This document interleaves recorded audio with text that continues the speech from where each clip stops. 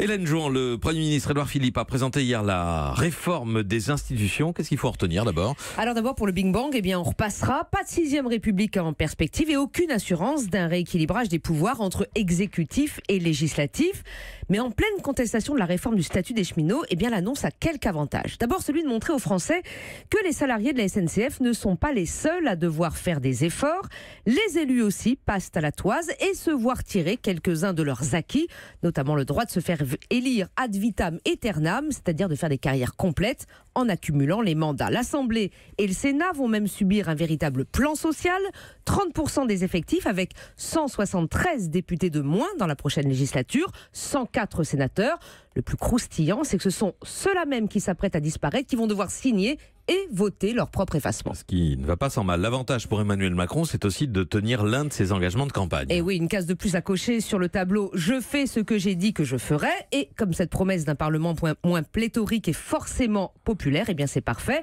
On imagine mal une manif d'élus ou d'électeurs venir contester la cure d'amaigrissement des chambres parlementaires. L'autre effet recherché est plus tactique, voire politicien. Enfoncer de nouveau un coin à droite.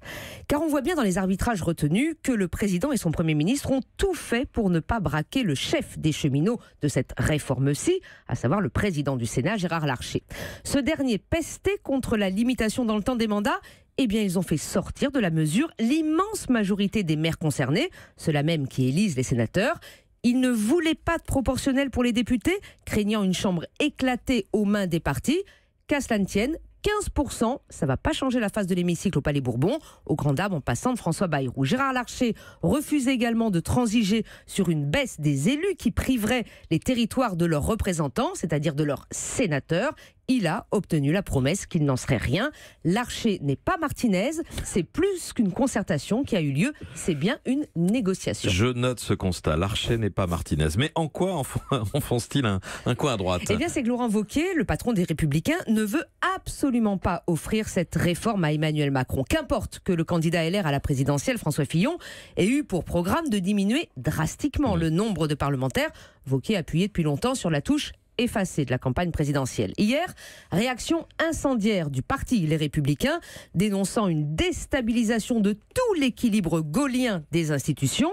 Opposition toute donc, mais en donnant du grain à moudre, comme on dit dans les bonnes négo syndicales, à Gérard Larcher.